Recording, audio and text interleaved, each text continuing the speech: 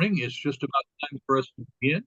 And so welcome to our 14th conference that our Rotary Youth Services Task Force of Zones 26-27 has sponsored. Back in the pandemic, we were doing 3-hour conferences on Saturdays, and we have shortened that a little bit now to 90-minute conferences, mini conferences. And over the period of these years, we have had the chance to bring together some 500 different Rotary Youth Services leaders across our 30 districts comprising Zones 26-27. And however, those have been rather brief experiences, anywhere from 90 minutes to 3 hours. And then you don't see these people again unless you connected with them at that time and established a relationship, and you had continuing emails or texts with them. So we have been talking as a task force for some time about a way to establish platforms that would connect people on an ongoing basis who are doing the same job in each district. And so consequently, this is the background of our communities of practice. And the purpose of this conference is to be able to launch this new platform for networking the people who are working in the same roles in the 30 different districts. And so during this time, I'm going to be doing some interviewing of a couple of key people to help us understand the background, understand what a community of practice is, and how it potentially can work for Rotary Youth Services programs. And then after we spend about 40 minutes doing that, we'll be breaking into discussion groups, and you will select which area you are primarily involved with, whether it's Interact or RYLA or Youth Exchange or Youth Protection, and you'll become a part of that discussion group. And the primary purpose of that discussion group is not only to connect you and get you acquainted with other people who are doing the same job in the other districts, but also to be able to share your input and let us know what you would like to see involved in a platform, a community of practice for your particular area, whether it be RYLA or Interact, whatever. And so that's the whole purpose of this conference. After that 35 minutes in that session, breakouts will come back together, share some of the highlights of that, and also give you an opportunity to sign up to become a charter member of one of these communities of practice. So again, welcome. We're glad to have you with us this morning. And I'm going to, first of all, turn to Chris Miller. Chris has been the chair of our Rotary Youth Services Task Force since the beginning, when we first established this some years ago. And Chris is an educator based in the San Francisco Bay Area. He most recently had been working as a high school teacher at De La Salle High School in Concord after serving as a youth and young adult coordinator of a 5,000 member family parish in San Jose, California. He is a member of the Los Gatos Morning Rotary Club within District 5170, which is the largest Interact district in the world. It's in Silicon Valley. He currently serves as youth services chair for both his club and for the district. And he also serves as chair of this task force and as secretary of the Worldwide Association of Interact Chairs. Chris is a veteran educator, and he has a doctorate in education. He has multiple degrees from Boston College and Santa Cruz University, and he has been involved with this whole idea and actually communities of practice in the field of education. And he had brought to us this idea and said, this is something I think we could use with our Rotary Youth Services programs. And so I'm going to ask Chris to share with us what exactly is a community of practice. Great. Thanks so much, Art, for that wonderful introduction. I appreciate it. And just for a quick clarity's sake, Santa Clara University was where I did my graduate undergraduate work, not Santa Cruz. Santa Cruz is a great place, but Santa Clara. So appreciate that. So communities of practice are groups of people who share a common purpose and learn how to pursue this purpose from one another is the formal definition. The education sector has really embraced the communities of practice model along with other sectors. According to Wegner in 1998, communities of practice have three overlying characteristics. Number one, community of practice is the pursuit of common goals or a joint purpose, the what. Are mutually engaged in professional relationships that establish and sustain the community, which is the who, and employ the same repertoire of tangible and intangible artifacts, or the how. So I'll go ahead and put that in the chat for you all to take a look at. I know there's some fancy language there.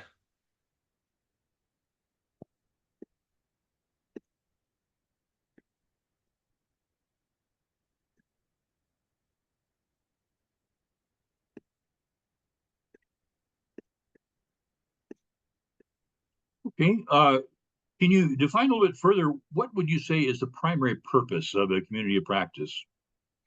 Yes, thank you, Art. The primary purpose is to gather a group of people who are interested and involved in a particular area of focus so that they can share ideas, best practices, ask questions of others, and more. The whole idea is essentially people that have a common interest in a certain area coming together to collaborate and grow in knowledge and information. So you've been a part of this kind of community practice in the field of education, in your area of specialty. And how do you envision that a Rotary Youth Services community of practice would operate? Yes, certainly. So, as some of you may know, there are 30 districts, Rotary districts in zones 26, 27, covering pretty much the Western United States and a small part of Canada. And what we envision is the communities of practice will meet formally and informally on a regular basis, at least every 3 months. So moderators of the communities of practice will choose the format of how to meet, which can include a Google group, a Zoom or Google Meets, gatherings, etc. So a Rotarian with a specific question can post on the Google group and others can chime in as so desired. I'll give you an example of an area where something like this would be extremely helpful. I know in my district, and I imagine other districts across the Western United States, there have been conversations around how we can best work with individuals, young people that have different gender identities. And that I know that is an area where there's not a lot of resources in the Rotary world. And so, if someone has a question, which has come up in my district and a couple of times, could write on a Google group to members of the community of practice saying, what are the best practices? How do you handle the overnight accommodations with individuals that have differing gender identities? And so that's just an example of how the communities of practice model could work. Ideally, we would love to have the communities of practice meet live on an occasional basis, maybe twice or three times a year. This is not something that, I know we're all busy people, and so not something looking that take a huge amount of time, but a great resource for people that are interested in sharing with each other. So a person would have to be a member of that community of practice, though, to be able to get that kind of a message through there. Would it be a text, an email? How does that work? Yeah, no, that's a great question, and we are still working through what that looks like. The moderators, of each of the communities of practice will really define that. But I'll give you an example. I am a member of a Google group for a couple of organizations that I belong to, and if there's a lot of activity, I will sign up for a digest, and an email digest will come through once a day that will say, here are the topics that pertain to that question or that topic area. You could also sign up for daily, for every time a message comes through. And so we're looking at Google platforms to help with that, Google Groups. I don't know if other people that are on here have been are a member of Google Group, but it can be very helpful. One of the things that we are very aware of is that these are not public facing groups because we want to make sure, people can sign up, for it as long as they identify, what Interact district, they are, and or not Interact, I'm sorry, what Rotary district they are. But we want to make sure that we sometimes when you make things public, some people can hijack things and it can become a problem. So we want to have that that control there, if that makes sense. Well, and that leads to the next question then. How would a Rotary Youth Services Program leader actually sign up to join a community practice? Yeah, another great question. I don't know who came up with these questions. Uh, anyway, so we have created a sign-in form, sign-up form, which I have just put in the chat, where Rotarians can express interest in what youth service program they're interested in becoming involved in. We are planning to have a communities of practice for Interact, RILA, and youth protection. Those interested in youth exchange can submit their info on the form, and that information will be forwarded to a leadership of the North American Youth Exchange Network, NIAN, our partner, which specializes in youth exchange. And we'll hear more from Mike Markley on that. So the sign up link can be found there in the chat. Okay, and that's a good segue rather to talking with Mike, because as we looked at this over the years and examined what it would take and what we should do, we realized we definitely need a group for Interact and for RILA and for also our youth protection. But we said there already exists something like this with the youth exchange people, with NAYAN. And so I'm going to ask Mike Markley to come on here and let's talk to him about this, because Mike serves as the chair of learning and development for NAYAN. He's also a member of our Zones 26-27 Rotary Youth Services Task Force. He's currently the district chair for youth exchange for District 5400 in South Idaho, and he's going to be serving as his district's district governor, in fact, in 26-27. And just from the website, I would note this. It says NAYAN empowers Rotary leaders and host communities in Canada, Mexico, and the United States to create transformative exchange experiences that promote cultural understanding, foster global citizenship, and build a more peaceful world. We provide unwavering support to every Rotary district in North America, fostering meaningful connections and promoting cultural exchange to build a brighter, more interconnected world that promotes peace and unity. So that's the official statement on NAYAN's website. But we're going to ask Mike, what do you see as NAYAN's primary mission, and what's the history background of this organization? How did it happen? Sure. Thanks, Art. I appreciate that. And I'm glad to be here to talk about this as NAYAN as a model for how a community of practice could evolve over time. So NAYAN started probably earlier than this, but they had the first conference in the year 2000. And I'll back up and say I dropped the mission statement and the vision statement into the chat here. NAYAN is here to empower Rotary leaders, volunteers, and host communities with guidance and tools to create transformative exchange experiences that promote cultural understanding, foster global citizenship, and build a more peaceful world. And the vision of this is to provide unwavering support to every Rotary district in North America, Canada, USA, and Mexico, empowering them to offer world-class Rotary youth exchange programs that promote the ideals of peace and unity. So that's what we've landed on over the years as our guiding North Star for what we do.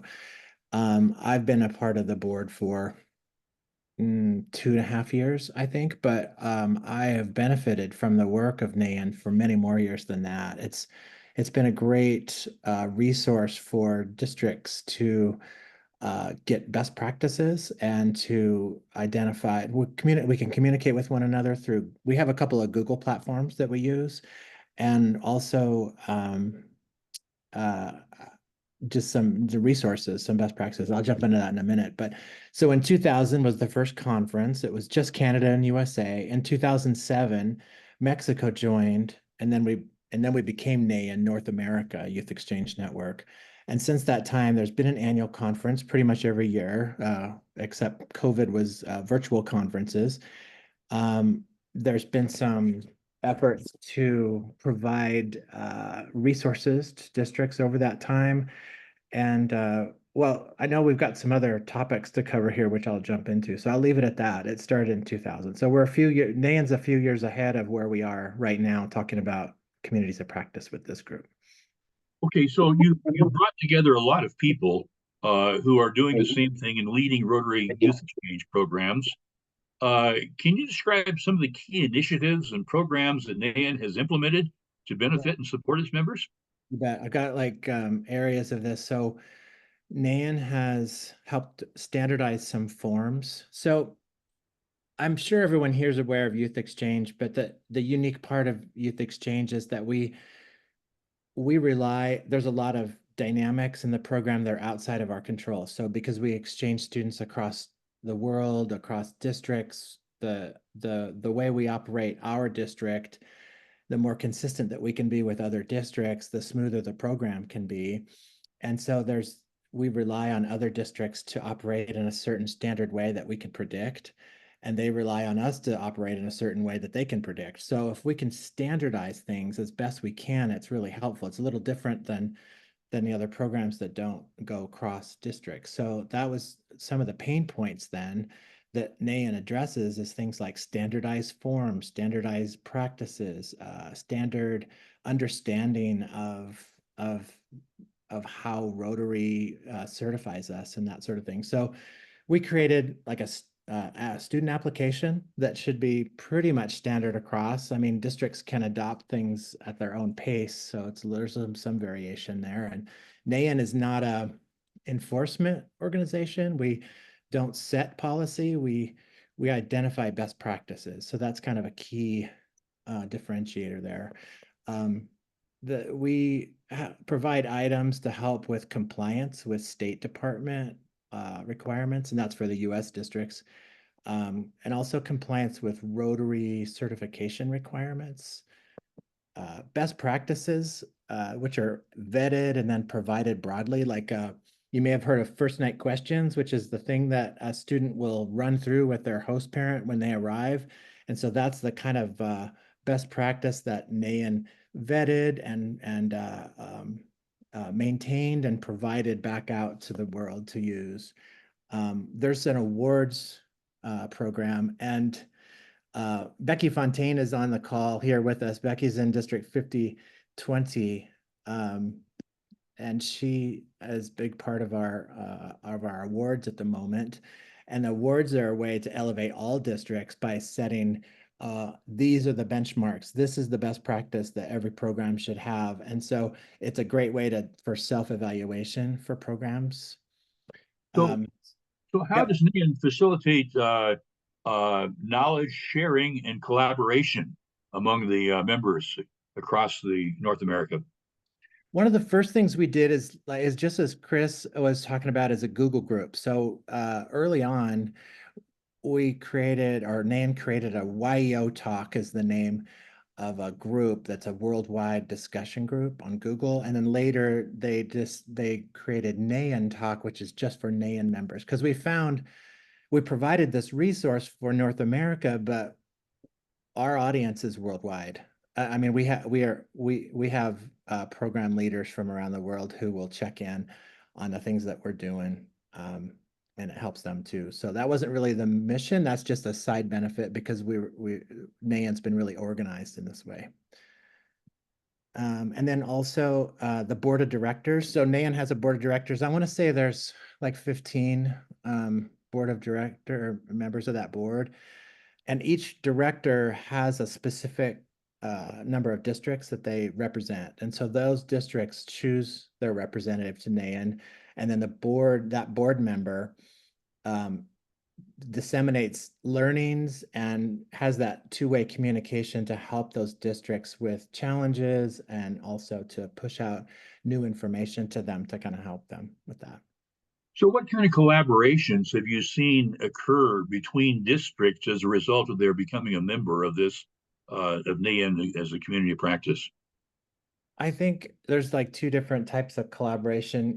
You could have a peer collaboration, where you learn best practices from other districts in the U.S. Like, obviously, I don't exchange students with U.S. districts, but I do talk with US districts to learn about how they're handling things. Like Becky on the call here has been a great partner for me for the intersection of youth protection and youth exchange.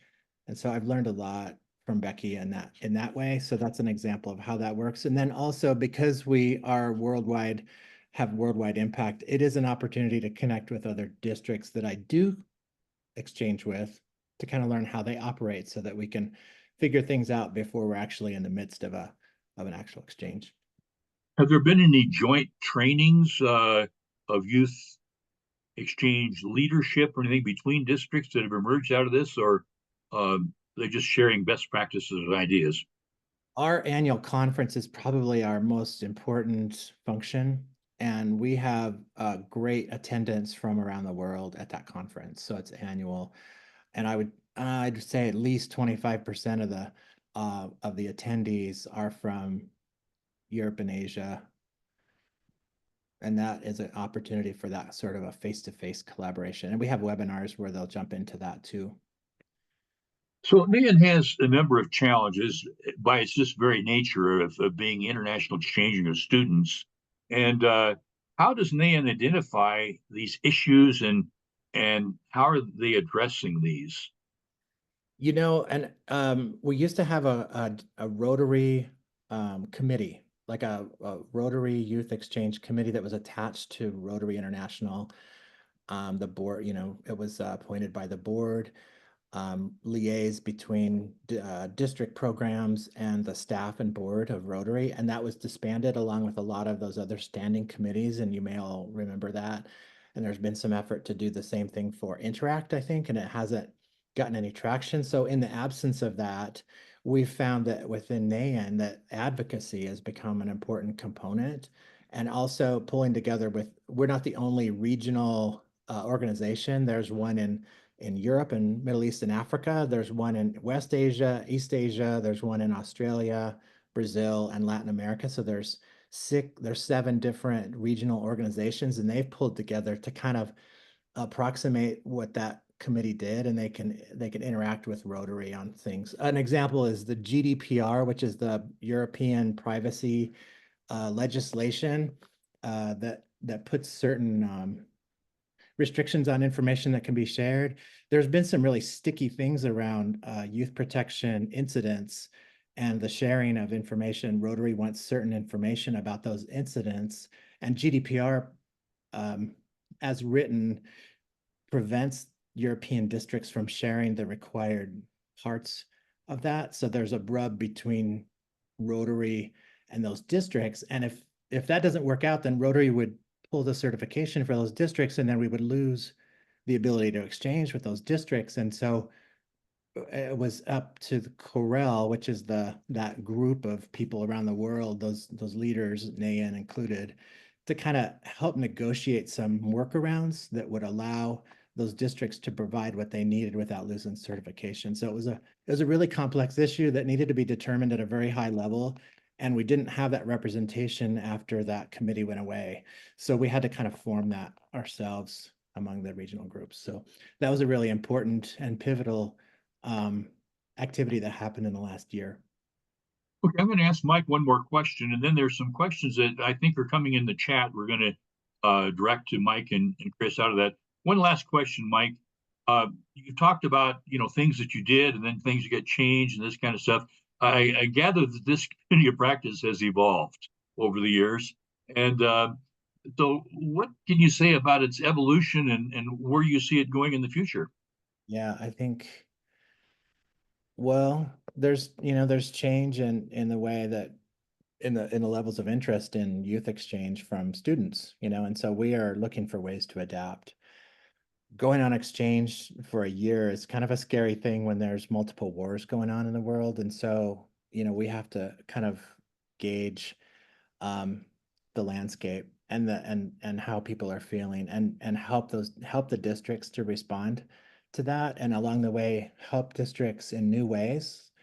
The ways that we reach out to them, the ways that we provide information need to adapt to how people want to receive it. So there needs to be a lot of responsiveness. It's a resource. We're not a policy setting group. So it's an educational group. It's the function is education. So we have to respond to what the needs are, and that is how our posture is very one of responsiveness to that.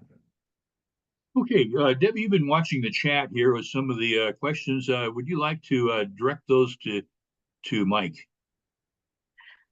Yes, I'm happy to, Art. We have a question from Luis Carranza from San Diego. Can you explain what the annual conference is about and who should attend from our districts? Okay, good question. I would say we encourage upcoming district governors to go if you've got a youth exchange program. You know, youth exchange is seen as one of the most risky programs that Rotary puts on. There's just a lot of dynamics and things that could go sideways, and so and often the training that's given to district governors is focused around risk management, and so the best way to handle that is just to have those district governors, if they haven't been exposed to the program as prior to their entry into that line, to get involved with the program and go through, and at some point consider going to the NAN conference. But that they're not the primary audience. The primary audience is your district chair, youth exchange district chair, and anyone who operates at a district level for youth exchange. That's really the primary audience. And getting those governors involved is something that we've identified as really important for sustainability of the program. And so we do have some trainings that we developed specifically for governors. Thanks, Mike. Very, very good. I have another question here from Vicki Broden in District 5080. Are all NAN exchanges a year long? No, there is a short-term program too, and that's like a summertime, typically summertime, family to family, where one student goes and visits a family with a student about the same age, and for a month, and then they come back and spend it with their family for a month. So a pair of students kind of go back and forth. That's the typical structure of it. But there's also short-term exchange where they go to like a camp in another country, and they can do that too. Very good. Thank you for that. And then I have a question here from Becky Fontaine. What have you done to educate the district governor line? Yeah, so we did launch an onboarding program for district governor. District governor nominee is really when you want to start with education with the governors, because they're so busy in the DGE year and their DG year, of course. So getting the nominee involved and educated. Our NAN board is prepared to deliver onboarding for all governors, and if the district chair opts not to do it themselves. So we have these materials available to take those folks through. And it just covers the structure of the program, how it's funded, some of the resources that are available from RI and what's required from RI, and how we address risk and that sort of a thing. Awesome. And then I have a question here from AJ Sheridan, District 5495. He's asking if you can provide the outline or guidance for the district governor training that you use. Absolutely. Yeah, I can provide a link and you can see the template for it. I'd encourage you to work with are you the chair of the district? It would be great for you to be aware of that. If you're not the chair, work with the chair so that the Rotary Youth Exchange chair is involved in that, because there's a lot of nuances for each district that's important to cover in that training. So I have one or two more questions here, but before I share those, just an observation, and Art, you can correct me if I'm wrong, but this conversation we're having right now with Mike sounds like a brilliant conversation to have within a community of practice. Absolutely. So this is kind of the reason for what we're doing here. Lewis comes back and asks, what is the best way to promote youth exchange in your district? Ours was really affected by COVID. Man, that's $100,000 question. I mean, we've seen a big dip in participation since COVID. The program was shut down for 2 years, and it was kind of a hurry up and wait each time, you know, and which burned out some volunteers. And some of the clubs who participated, we found that after 2 years of not participating, they found it was really easy just to continue to not participate. And so bringing them back, I mean, I think this might be Rotary wide, that what happened through that time, but we just saw a lot of burnout in volunteers in that program. And that might be true with other youth programs or any program really. So districts are trying to operate the same level of a program with fewer volunteers. And so you got to make those adjustments. And I think, but NAIAN would be a good place to find partner districts to learn from, you know, like have that conversation with like, what's working for you? Like, or I see that you've actually got more participants this year than last year. What did you do? You know, or find ways to have those kind of conversations. And I think that a community of practice is a really good platform to do that. Absolutely. Thank you, Mike. And I just have one more comment, actually, from Pat Carson in District 5080. She says in District 5080, the district governor nominee is on the District Youth Exchange Committee. We invite our district governor line to attend all of our youth exchange events and student orientations. Our district governor line learns all about youth exchange. I think that's a great time to do it. That's what we did in our district too. We wrote it into the district leadership plan that's on their job description as DGN. And that's what I have, Art. Okay, thank you, Debbie, and thank you, Mike. Very informative on how something that we've recognized, hey, this is already a community practice that we have in existence. We don't need to reinvent the wheel or fix it if it ain't broke, but there's something that a lot of people aren't aware of, that the resources that exist in this North American wide community practice already does exist there. And I think one of the things that was pointed out here in the chat comment, question, is that during COVID, all of our programs were impacted, and particularly hard youth exchange being shut down for 2 years. And then RYLA also, which has worked on momentum. Both RYLA and Youth Exchange work on momentum of people sharing their experience and encouraging others to try it. We lost that momentum, and so we're having to rebuild. And just ask Mike on this, and Chris, you may want to wade in as well.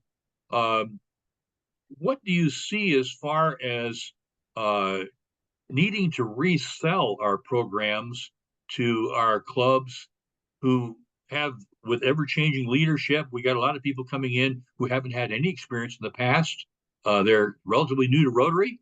What do you see that may be needing to just resell the programs themselves? Mike? Yeah, it's kind of intertwined with membership and with Rotary, right? I talk about, when I talk with folks about youth programs, I say, what do you want the legacy of your club to be? How are you going to recruit younger members, or are you going to make future Rotarians with your youth programs? And I think our youth programs, they span a lot of different areas of a young person's life, and they're kind of connected, and students may participate in more than one of them. But I think it's within the club's, domain to like really determine what the interest is in their community and make partnerships with schools and go and talk with those schools about what do students need and how can our programs fit into that, and rather than look at the programs as isolated individual programs, but where are the crossover? How do we integrate them with one another in our communities at the club level? Because that's really where good point. Chris, what do you think about this need to market, re-educate Rotary about what these programs are? Yeah, so thank you, Art. I think one of the things is that there are some districts doing some great stuff out there. with trying to reinvigorate programs. For example, earlier in the month had the opportunity to be part of a RILA program in my geographic area, RILA 5150, and they had the largest RILA camp that they've ever had, about 200, close to 200 students, and it was something that, it takes time to grow. And of course, with COVID, there was some challenges there. But I think one of the benefits of this communities of practice model is for people to share about what works and what doesn't work, with the new paradigm, if you will, and especially increasing online, presence, online trainings and things, etc., that we hadn't necessarily thought of prior to COVID. COVID accelerated that. So I think that the communities of practice model is a great opportunity, for districts across the 30 districts across the 2 zones to be able to come together and share, best practices. What are some ideas? What are challenges that people are having? Okay, we're going to be moving here now into some breakout groups, opportunity for you to share, meet other people who are doing your job in the other districts. And you'll need to select whether you want to be in the Interact, RILA, Youth Exchange, or Youth Protection room. And Sherilyn Olson is going to be facilitating the Interact one. Debbie Ford is going to be facilitating the RILA one. Mike Markley is going to facilitate the Youth Exchange, and Mike Madden is going to be facilitating the Youth Protection. Now, the question comes up, can you be, if you are doing something, let's say you are working in Interact, as I am, and I also am very involved with our junior RILA for 6th, 7th, and 8th graders, so I'm involved in 2 different programs. Could you be a part of 2 communities of practice, Chris? Absolutely. You can definitely be as involved as you would like. One of the other things is, and I know we mentioned earlier, that we are looking for moderators. And the form, has opportunity, a place, to gauge your interest on moderators. But absolutely, I mean, people, and that's one nice thing about this model, is people can be involved as much as they want or as little as they, have time for. Absolutely. I'm trying to remember, and I just realized that if I put on the, if you can select multiple on the form, and if you can't, you can put in the comments. I'd also be interested in, this other communities of practice. Okay.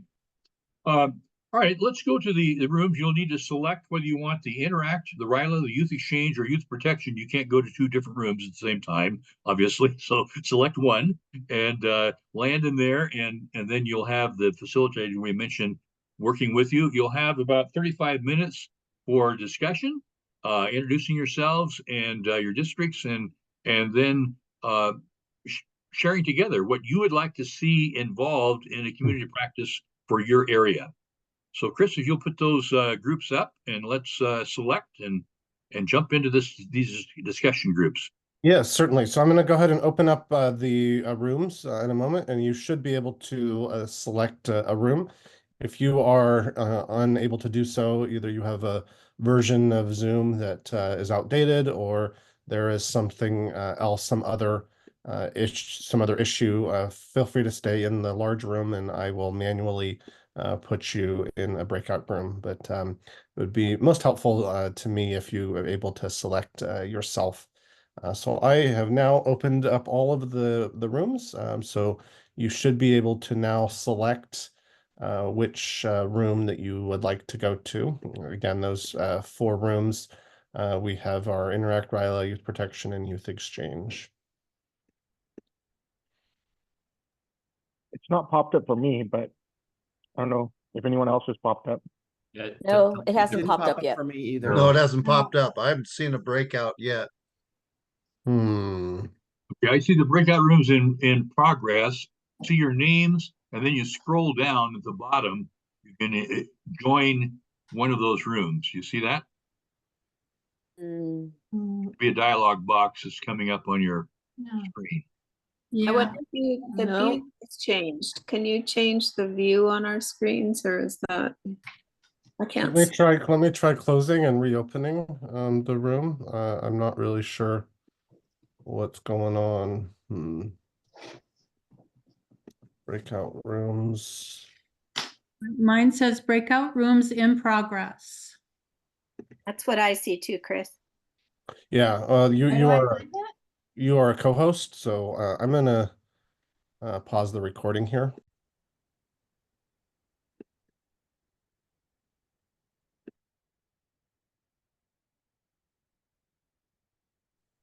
Our group needed another half hour. I know, and I accidentally exited mine early, so I hope I didn't miss anything critical. Mike Madden. Yeah, I felt like we could have had another 5 minutes, but that's okay. We still had good conversation. Becky, we elected you chair. Oh yeah, thanks. Well, we welcome you all back here, and I want to use this last 15 minutes to be able to hear from the groups. Cheryl, would you report just a little bit about any ideas that were particularly expressed in the Yeah. Interact area? I'd love to. Thank you, Art. A common theme was that the communities of practice concept is very beneficial. That everyone that was in our group said that it's an excellent idea and that they all had interest in being included in communities of practice. Concept of how that would be done. There were several different options. Zoom was one that was brought up. The Google format, either through Google Drive or through Facebook groups, was another that was brought forward. WhatsApp is another format that one of the members has been involved in and has worked successfully. But to stay connected was really the whole theme. Some people just don't have time to be on Zoom, and so what they had found is that the online format would give immediate written information and connection, and then maybe a follow-up Zoom meeting for those that can attend to really talk it out.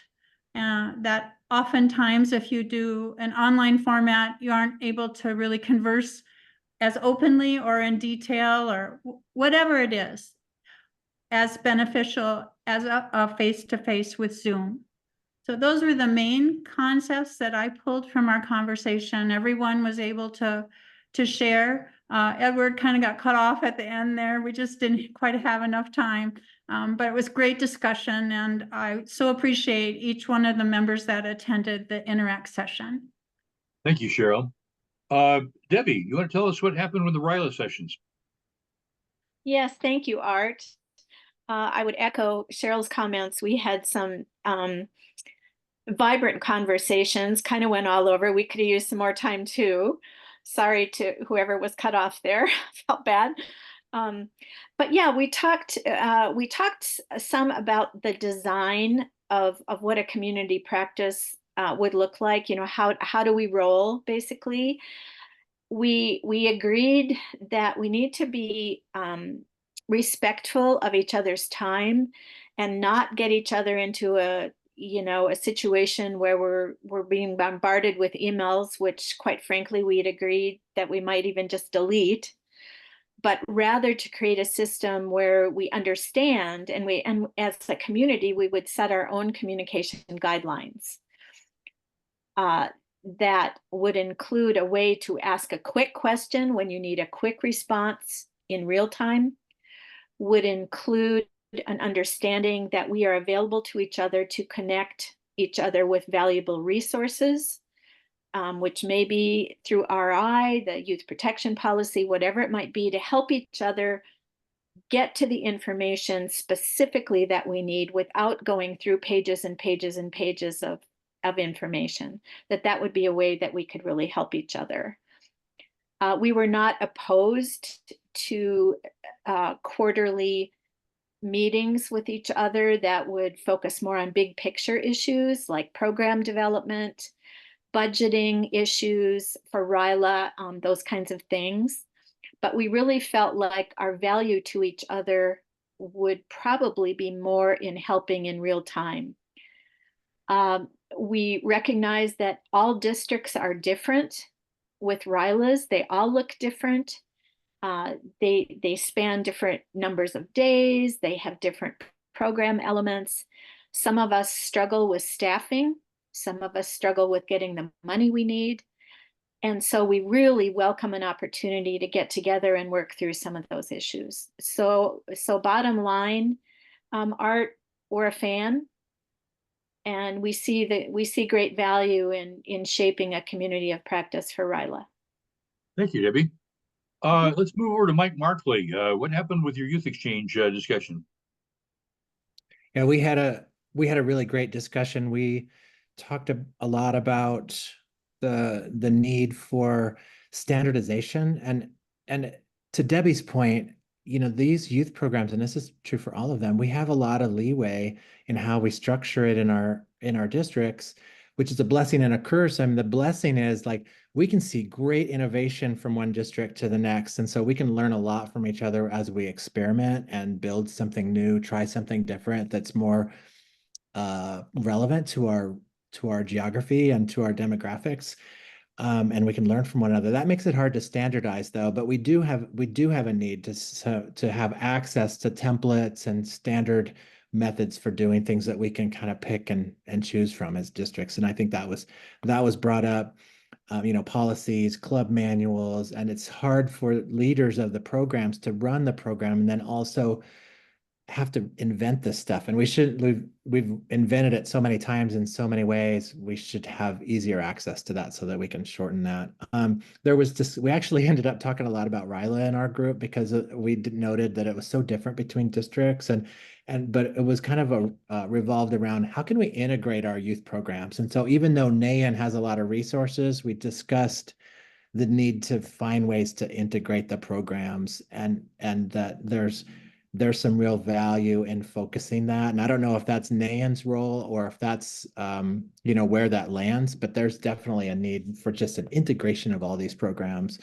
Roundtables, like just having a conversation to talk about hot topics, like in Youth Exchange, is the perennial topic is we can't get enough host families. And so there's got to be things we can learn from one another on that, or ways to do that. And so a topic like that is something that there could be just some study on that, on what's working. How does it work for other districts, and how can we learn from that? So that's a roundtable or distribution of case studies or something like that could be used. And also there's just so much information. There was one comment about we need to have people in the districts who just assimilate this and can bring it and be a resource within the district to point people to those resources, whether that's NAIAN or whatever the other opportunities are.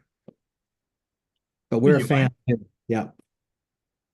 Okay. Sounds like a very interesting discussion group there. Let's move on over to the other Mike Madden, and talk about youth protection. Well, it sounds like our discussion, similar to the other groups, didn't have enough time and had way more information than we could possibly cover.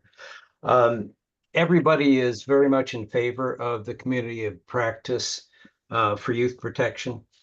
We learned that we have lots of challenges. Our backgrounds are very different. Our degrees of experience are very different. Our districts have different practices. They operate in different jurisdictions, including the international boundary with Canada, and states that have very different requirements as far as background checks for youth volunteers. They're just a whole host of things. And then we talked a bit about the software that we use for youth volunteer management, which is a little sister of the YAY system for Youth Exchange. And we realized that there are just a whole lot of topics that we really need to get together and dig deeper into. Everybody in the group seemed to be willing to join the community of practice. And one thing that the facilitator clumsily did not manage to do was to get everybody's input on how to structure that. So we figure that the first thing we need to do is hold a meeting and address that question. Other than that, we had a great discussion. Thank you, Mike. Well, it sounds like all of the four groups are agreeing that the communities of practice is a great idea and is very much needed as an ongoing connector of leaders of each of these programs. And so, Chris, tell us how we sign up to become charter members of one of the communities of practice. Yes, thank you, Art, for that. And thank you for moderating today's conference. So I have put, and I will put it one last time in the chat, the form, Google form, a link to the Google form to indicate your interest for communities of practice.